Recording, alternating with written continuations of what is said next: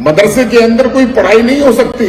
मदरसों की बिल्डिंग को सील किया जाए। मदरसे के नाम पर रोहिंग्याओं का शेल्टर होम बनेगा तो मुझे कड़ी आपत्ति है।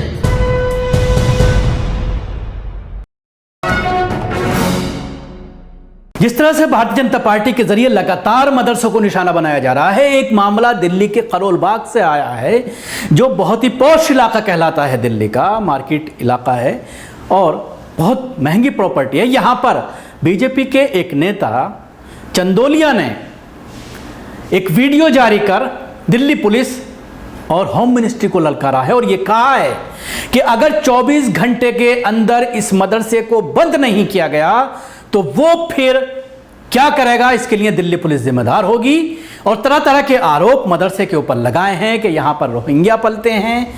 मदरसे के ऊपर आरोप लगाया है कि यहां पर चंदा जबरदस्ती वसूला जाता है और तरह तरह के बिल्डिंग को लेकर के आरोप लगाए गए हैं। और एमसीडी, दिल्ली पुलिस और गृह मंत्रालय से यह गुहार की गई है कि 24 घंटे के अंदर अंदर इस मदरसे को यहां से नेस्तो नाबूद कर दें, नहीं तो वो फिर जो करेगा उसके लिए दिल्ली पुलिस जिम्मेदार खुद होगी।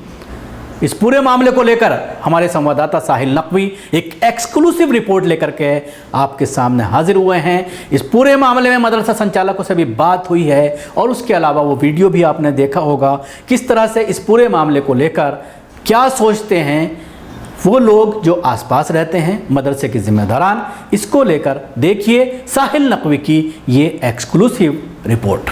अब दिल्ली में भी बनाया जा रहा है मदरसों के खिलाफ माहौल। अब दिल्ली में भी मदरसों के खिलाफ एक मुहिम चलाई जा रही है। सबसे पहला वीडियो जो हमारी नजर में आया है वो है दिल्ली के करोल बाग से। दिल्ली के करोल बाग में एक मदरसा चलाया जाता है जिसका नाम है मदरसा रहीमिया कासमिया। उस मदरसे को लेकर बीजेपी के एक नेता ने खुले तौर पर निशाना साधा है और सोशल मीडिया पर बीजेपी के इस नेता का वीडियो पूरी तरह से वायरल है। आपको बताता हूं कि बीजेपी के नेता ने सबसे पहले इस वीडियो में मदरसे को किस तरह निशाना बनाया। मदरसे पर कहा गया कि यहां रोहिंग्या का शेल्टर बन रहा है, मदरसा इलाके को नुकसान पहुंचा रहा है, स्कूलों में क्यों नहीं पढ़ते जाकर मदरसों में क्यों पढ़ते हैं, मदरसों से निकलने के बाद अलग दिशा दी जाती है, इनका मकसद पढ़ाई नहीं है। 24 घंटे की मोहलत दिल्ली पुलिस को दे डाली और दिल्ली पुलिस को धमकी दे डाली सीधी बीजेपी नेता ने कि अगर मदरसा बंद नहीं हुआ और मदरसे को सील नहीं किया गया तो फिर एक बड़ी रैली निकाली जाएगी और अंजाम क्या होगा वो देखिएगा। आखिर क्यों ऐसा हो रहा है, इस पूरे मामले पर बातचीत करने के लिए उस मदरसे के जो प्रिंसिपल हैं वो हमारे साथ मौजूद हैं। सबसे पहले आपसे जानते हैं मौलाना, नाम क्या है आपका? अस्सलामु अलैकुम वरहमतुल्लाहि वबरकातुहू। मेरा नाम है शमीम अख्तर। मौलाना, आप मदरसे के प्रिंसिपल हैं? जी जी, जिम्मेदार हैं? जी जी जी। अच्छा, कहाँ है ये मदरसा आपका, किस जगह है, थोड़ा सा मदरसे के बारे में बताइए। मदरसा हमारा बापा नगर में, करोल बाग में एक एरिया लगता है टैंक रोड के बगैर में, वहाँ बापा नगर में है। 16/63 आई ब्लॉक, हरदयान सिंह रोड। क्या ये मदरसा नया नया और ताज़ा बना है या काफ़ी पहले से है? कितना समय हो गया, वक्त कितना हो गया मदरसे को बने हुए? मदरसे को चालू हुए तकरीबन 20 साल हो गए। यानी ये माना जाए तो पुराना मदरसा हुआ। जी जी जी।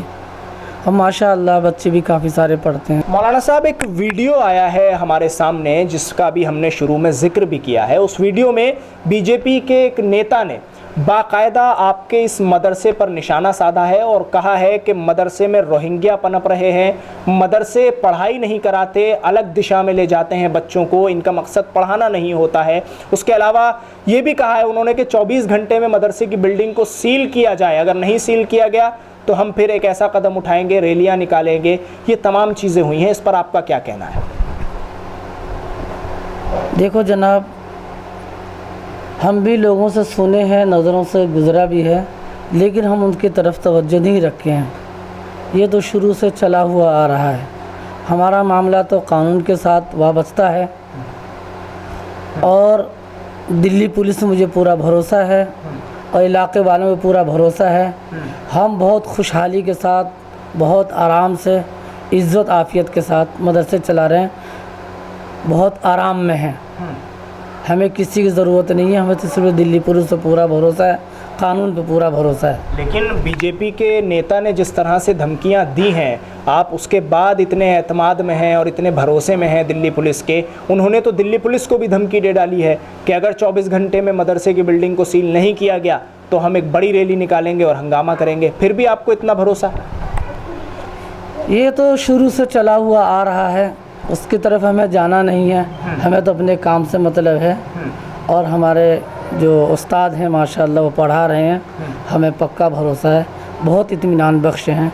हमें कानून पे पूरा भरोसा है और दिल्ली पुलिस पे पूरा भरोसा है। उन अफवाहों पे मुझे कोई भरोसा नहीं है।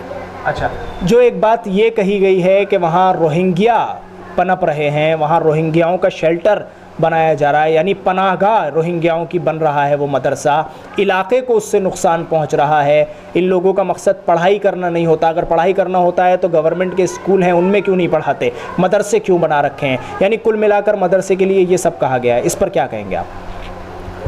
देखो जी, मदरसा जितने भी चल रहे हैं इस हिंदुस्तान में, उसमें तो बच्चों के लिए शुरू ज़माने से जब से आज़ादी हुआ है उलमा इकराम का सबसे बड़ा किरदार रहा है और उनकी मेहनत, उनकी जद्दोजहद से ये हिंदुस्तान आज़ाद हुआ है।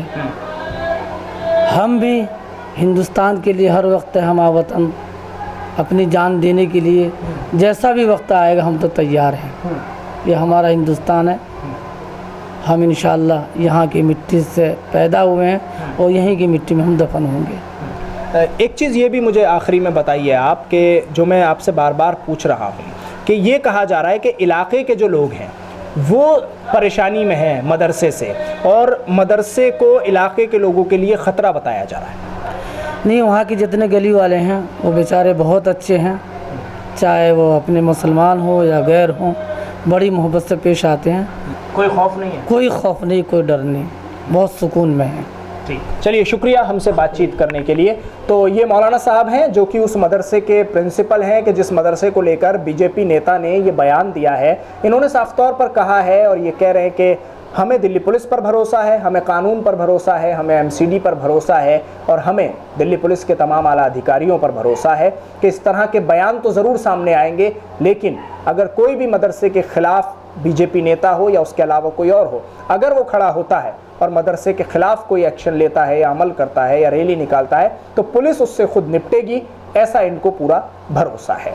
दिल्ली से कैमरा पर्सन नाजिम के साथ न्यूज़ एमएक्स के लिए साहिल नकवी।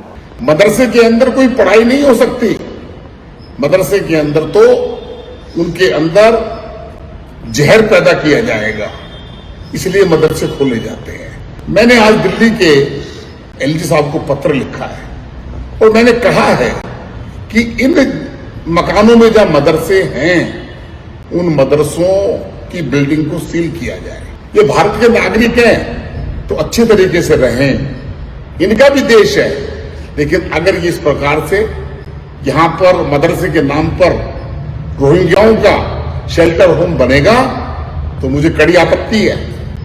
और मैं चैलेंज करना चाहता हूं कि बापानगर टैंक रोड के ऊपर रोहिंग्याओं का कोई एक व्यक्ति भी अगर कोई बसाना चाहेगा तो हम ईंट से ईंट बजा देंगे। फिर मदरसों के नाम पर राजनीति करोगे, आपस में लोगों को बांटोगे, तो मुझे लगता है कि बापानगर आपको छोड़ना पड़ेगा। यही मैं आपको कहना चाहता हूं। अगर 24 घंटे के अंदर एलजी साहब, दिल्ली के पुलिस कमिश्नर साहब, हमारे इलाके की डीसीपी, हमारे इलाके की एसीपी, एसएचओ प्रसाद नगर और दिल्ली नगर निगम की डिप्टी कमिश्नर मैडम शशांक आला, उनको भी मैं कहना चाहता हूं कि इन बिल्डिंग को सील किया जाए और ऐसी अवैध चीजों को ऊपर बैन लगाया जाए। और मुझे विश्वास है कि मुझे इसके लिए आंदोलन करने की आवश्यकता नहीं पड़ेगी। अगर आज लगभग 7:30 बजे का समय है, मैं कल तक का समय दे रहा हूं, वरना परसों देवनगर से लेकर बापानगर की गली गली में घूमकर हम लोगों का विश्वास जीतेंगे और इन मदरसों के खिलाफ खुली मुहिम चलाएंगे। अगर उसके बाद कोई घटना होती है तो वह मदरसे के लोग और दिल्ली पुलिस इसकी जिम्मेदार होगी।